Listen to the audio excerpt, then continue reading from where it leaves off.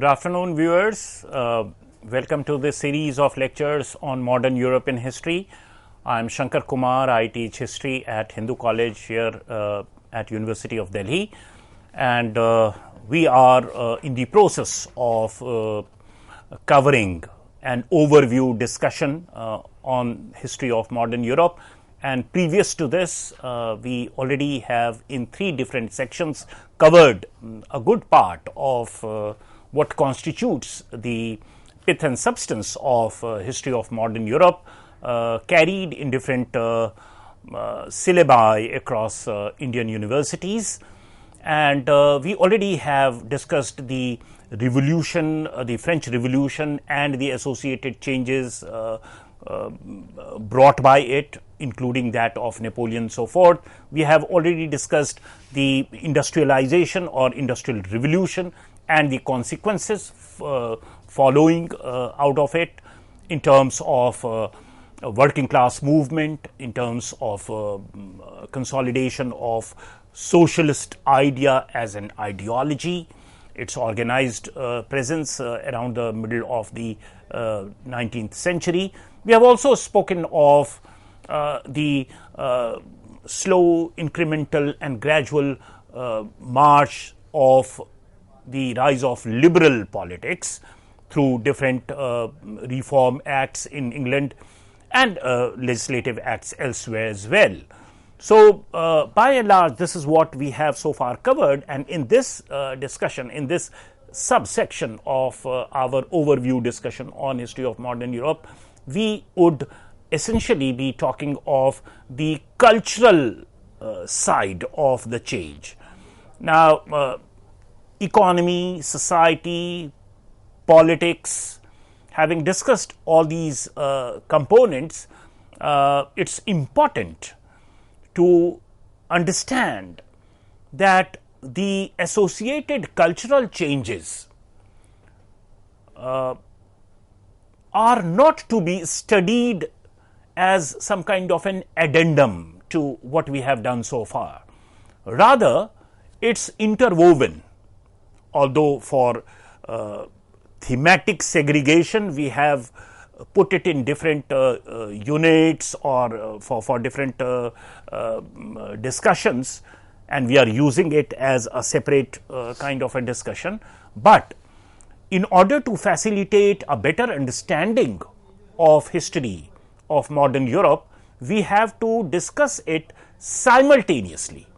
So, when we are talking of the economic changes or social changes or political changes associated with French Revolution, we cannot lose sight of the changes in the realm of culture that was simultaneously happening, or for that matter the intellectual climate that enveloped it.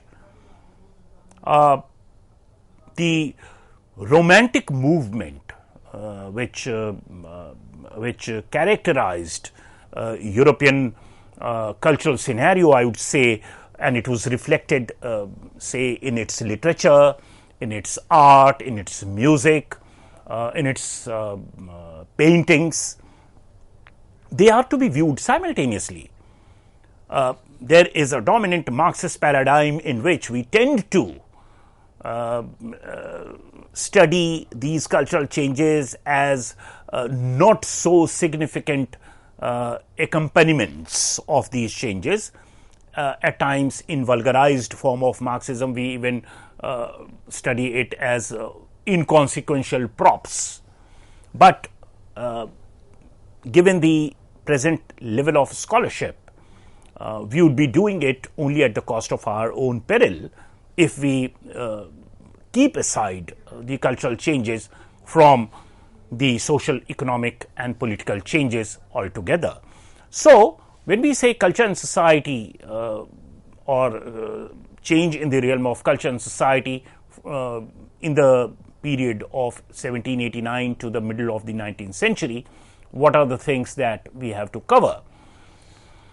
Art and culture, as you can see on your slide, art and culture in the revolutionary France, neoclassical art, reformation of the Royal Academies, the composition of culture in the 19th century Europe, romanticism in art and literature, and also the changed morphology and ambience of the cities post the industrialization, right. So, all these things can be gleaned through the contemporary literature, paintings, even music and so forth. You would find even in the intellectual climate that typified the Enlightenment period, or if you were to think of this network of scholars, and that is what we understand through Royal Academies and so forth. Earlier, it had a different flavor, whereas if you look at the Romantic movement or Romanticism, that is very visibly present from the last quarter of the 18th century down to the middle of the 19th century in Europe, then you get a sense that this is developing in some kind, at least partially, it is as some kind of an opposition to the ethos that characterized the Enlightenment period. So, while Enlightenment writers are talking of modern ideas like liberty, they are talking of republic, they are talking of citizenship, they are talking of division of power, they are talking of new definition of sovereignty, right? They are writing little, they are somewhat ambivalent, but nevertheless the streak of change is clear with respect to slavery and so forth. But overall, in the writings of Enlightenment writers, there is a very palpable sense of idealism. There is a very palpable sense of order, balance, reason, rationality. You know, they are all the borrowed items from the scientific revolution that had typified 17th century Europe. Empirical basis of knowledge creation and so forth, demonstrability of any valid knowledge and so forth. So, all these things are put into use or they are toyed with in the social and political realm, and that is how Enlightenment writing is understood in a very broad way. So, I just spoke of some of the dominant ethos of the Enlightenment writings. Now, what is it that we are talking of when we say Romanticism developing as some kind of an opposition to the Enlightenment ethos? Is what is Romanticism to begin with? There is a very accentuated focus on the individual. The eccentricity of an individual could also be celebrated. It need not always be reasoned. So, every output of a brilliant piece of imagination or feelings that are articulated by these writers, poets, musicians or painters are not to be subjected to the assessment of reason or rationality. Even if they are found unreasonable, even if they may not be rational, even if they are erratic, they can be brilliant, and that's very human, right? So, if you read the writings of, say, William Wordsworth, he is talking of nature, right? He is talking of wind, he is talking of seasons, he is talking of flowers, he is talking of trees, he is talking of mountains, he is talking of rivers, and yet he is creating magic. People identify themselves with it. So, they are not always following the big dictates or big values of enlightenment, as was the case earlier.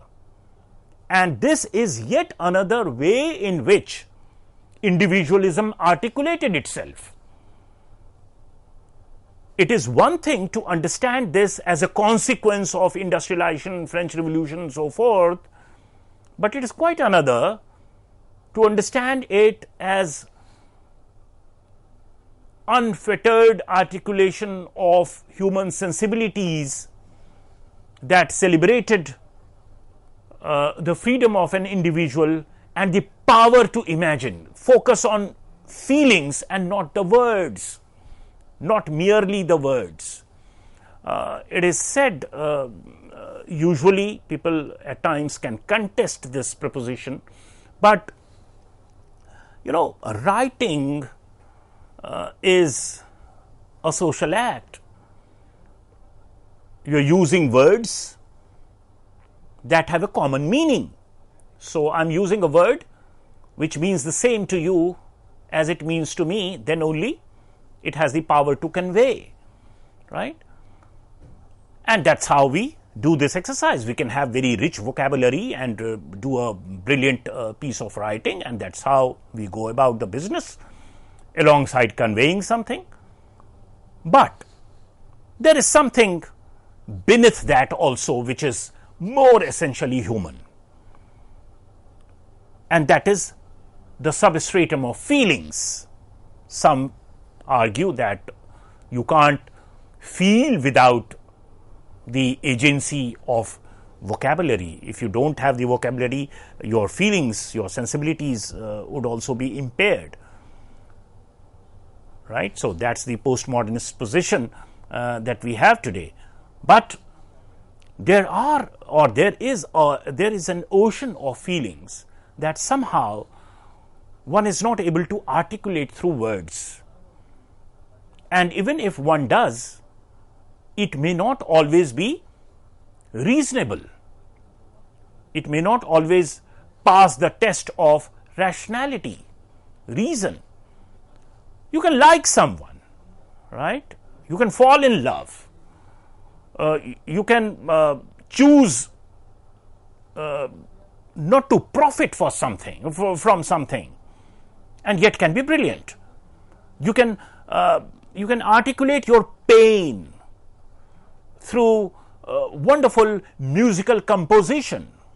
Beethoven is said to be a deaf person, and yet he created magic through his musical composition. William Wordsworth himself was, as a young lad, he celebrated his being present in France when the French Revolution was unfolding, and he was very euphoric about it, that it's a wonderful display of human freedom, liberty and so forth. By the time French Revolution entered into its second phase of reign of terror and dictatorial regimes and so forth, where the avowed principles of fraternity, equality and so forth were just thrown out of the window, he becomes disenchanted. That's when he moves and veers towards nature and starts writing about it, right? So, you have a series of writers and poets across Europe, in France, in England, in Germany, who actually gave a particular meaning and substance to individualism. They articulated feelings in a particular way, and that was not always captured through the high value and paraphernalia of enlightenment. So, it is this slice of articulation that we try to capture under Romanticism in art and literature. So that is one. Alongside this, let's not lose sight of what industrialization was doing, what advances in the medical sciences were doing. 1840s and 1850s actually were the best times for the realized potentials of the scientific age, the new age or modernity, the promises with which industrialization had begun. To some, it had started showing results. The average or you can say per capita income is rising. Disease with which people would die otherwise, for that you had medicines. The pain could be minimized through medicines, right? So there is a perceptible improvement in the life expectancy and so forth. So that's around 1840s, and so the entire liberal bourgeois economy that is unfolding as a consequence of the political revolutions alongside industrial revolution, they are creating a kind of culture which we try and understand through consumption culture, right? So capitalism had almost ensured that you just go on consuming and there is no limit to consumption. There's no limit to demand. So unless people consume infinitely, the march of capitalism would slow down. So consumption was something that was always propelled as a part of culture also. So alongside that, you have that issue of material consumption also being propelled, being pushed through capitalist changes. And you will find that these articulations, romantic articulations, how do different ideologies, be it capitalism or socialism, which is yet another byproduct of modernity, how they are dealing with it. To what extent are they accommodating, validating these human impulses? And that is so critical to the public acceptance of these ideologies or to the durability of these ideologies.